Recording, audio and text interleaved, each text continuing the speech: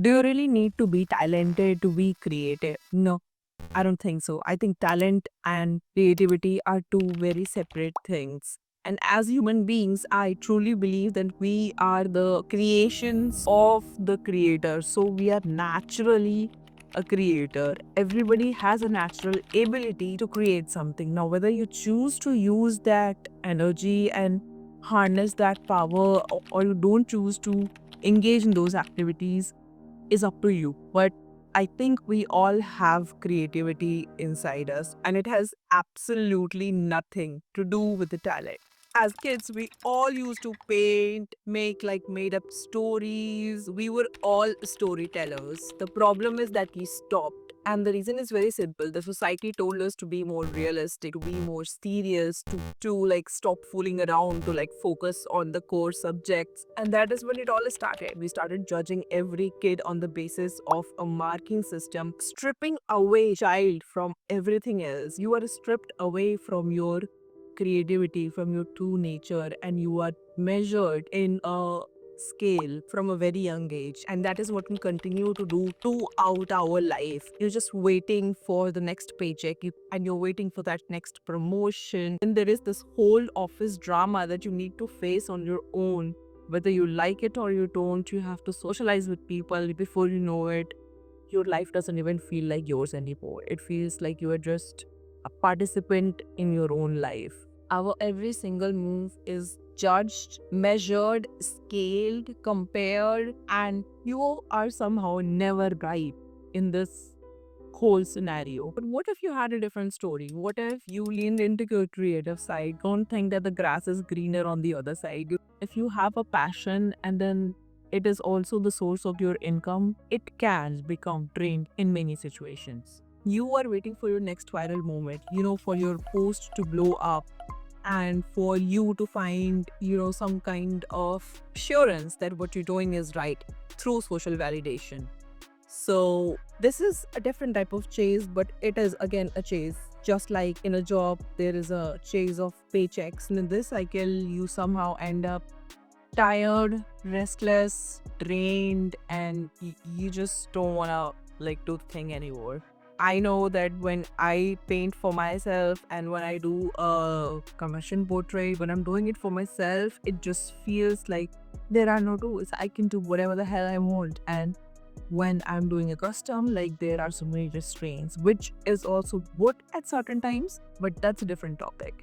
So if there is problem in both sides, what is the ultimate solution? I think the solution lies in crafting your life in such a way that you get to do everything. You get to do what you want to do and you get to do what you have to do. You have a 24 hours cycle where every part of you gets the attention, gets the space that it deserves to grow. There's a personality of you who wants to cook. There's a personality of you that wants to create videos. There is a personality of you who wants to start a business.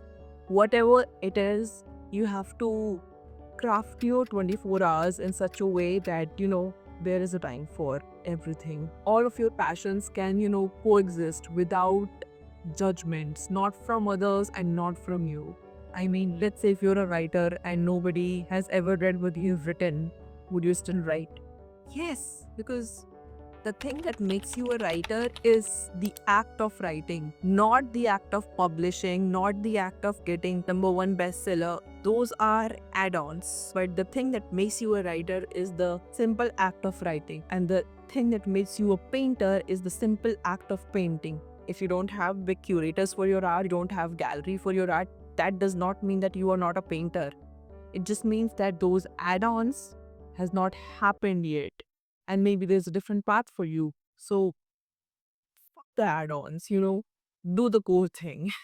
I think you need to start with, giving structure to your life. And the way I see it is that life has different type of responsibilities and roles that is demanded out of you, and these can be like divided into your social responsibilities, your personal responsibilities, your primary source of income, and your creative outlet. You can just balance these four things in your life on a regular and consistent basis. I personally feel life gets a little better. So societal responsibilities are basically the things that you have to do because you live in a society. You either live with your parents or your partner, or maybe in a PG, or maybe in a hostel, wherever you live, or maybe you live alone. It doesn't matter. Wherever you live, you have certain kinds of responsibilities to do as a basic human being, and that involves like keeping your surrounding clean, that involves paying your bills, involves taking care of like house chores, and contributing your hand and whatever thing that you must do. It differs a lot from person to person, but you must do something for the place that you're living in. If not for the world, if not for the biggest causes in this world, we are not Greta Thunberg, so we are not doing so many, big things in life, but at least things that we can do, let's do that. Let's start from there. Number 2, which is your personal responsibilities. Your personal responsibilities are everything that you must do for yourself, and it includes your hygiene, your gym, your exercise, the diet you eat, meditations, or something to do for yourself, for your mental health, whatever you do for your body and for your mind. These are the things that nobody else is going to notice in you, nobody else is going to question you, and you have to make all of these decisions for yourself on how you want to improve in each segment.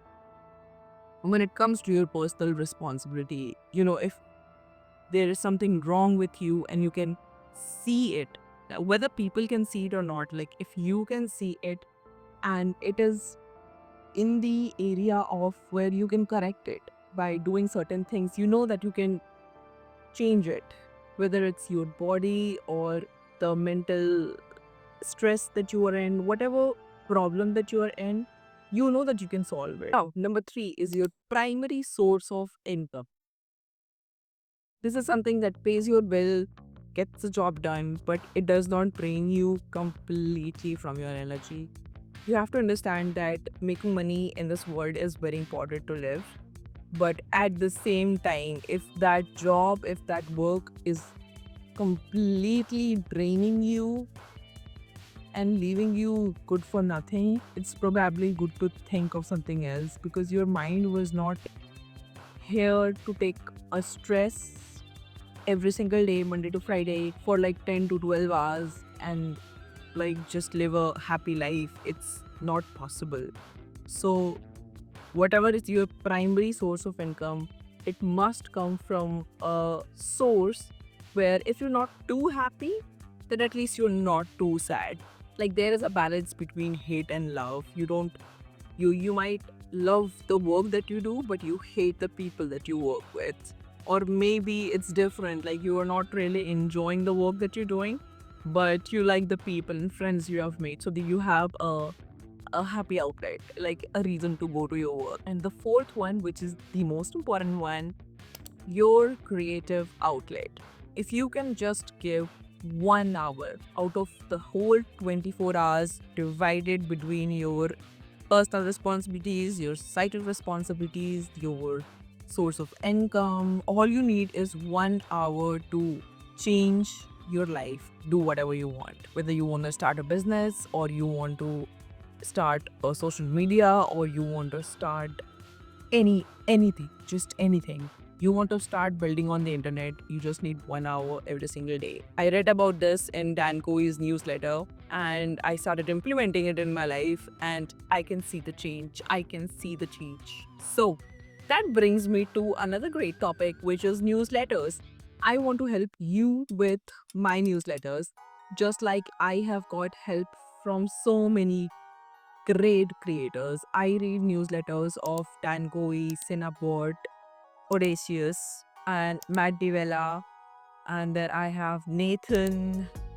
I don't know. So I have like subscribed to 5 to 6 really amazing people, creators who are, somehow helping me structure my life, and it's all for free.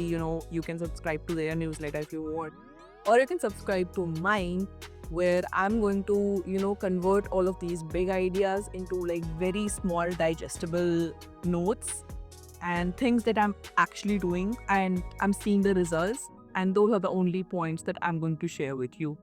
All of these creators have very big ideas right now because they are very big creators. They all have followings in like millions. So not every newsletter is for a beginner. Whatever things that I'm reading and things that I find useful, I implement it in my life. And when I see a change, I feel like I should write a newsletter about this. So that is what I'm going to do. As a kid, like I used to paint a lot and I really enjoyed painting. And so, anyway, during my teenage years, I started leaning towards fashion. And there are so many reasons why I leaned into fashion, but one of the major reasons is because there was this movie called The Fashion starring Priyanka Chopra, and I loved that movie. I absolutely loved that movie. So before that movie, I had a little bit of idea that I want to go into fashion and do something, but I had no idea on how exactly these things are done. And that movie came out, I was in probably 8th or 9th, and my interest to work in fashion just blossomed after that. And eventually I got into NIF and I did my fashion technology from NIFT Jodhpur. So that's a win. But the point was that after art, fashion became my second passion. And I remember that I used to play this game called the Star Dolls, and it was basically an online dress up game where you would like dress up celebrities, 3D avatars, and there would be like 3D clothes that you have to put and style them up. And I remember like playing that game as a teenager and thinking, ki, what if I get to do this my whole life? What if I get to like play with fashion, play with colors all my life? Wouldn't that be so great? And cut to now, I work with some of the best fashion brands in the world. I help them design their clothes, I help them design their collections, and I help them launch their clothing brands. Now, you would think that, oh my god, such a dream situation happening, like this is the most ideal situation. Well, I don't feel the same anymore. So once your passion becomes your profession, the whole relationship changes. But that's a story for another video. It has been almost a decade of me posting my art on Instagram, and I have like less than 500 followers. But has it ever stopped me from creating art? No. Because you might come to my profile and see my follows and likes and shares, but what I see is growth, is consistency, and I see my skills getting better year by year. I'm going to continue like doing art and posting art for the whole life. It's like never going to stop, and I know that for sure, because the growth that you see in yourself is like far more stronger than any viral post. And I'm learning to like let go of this feeling of judging the post by how many people it is reaching. Like I'm trying to teach myself not to get too attached to the post and this whole social media rat race, but it's difficult when it is the same thing that you want to grow with. So it's a jiggle in the head, and yeah, all of this needs a lot of mental energy to process and yet continue even when you're not seeing any progress. That's the golden juice. That's the chambers of secrets. That's the philosopher's stone. That is everything.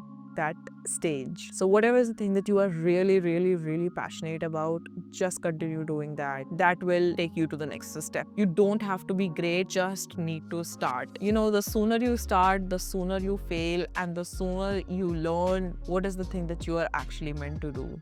No course, no tutorial, no YouTube can teach you the things that this universe can teach you when you start doing the thing that you are meant to do. So that's it for this video. I hope you enjoyed it. If you enjoyed, please subscribe to my channel. We have hit 100 subscribers and I'm so happy. Next month is my birthday. So if you want to give me a gift, subscribe to my newsletter. So I'll see you in November. Take care of yourself.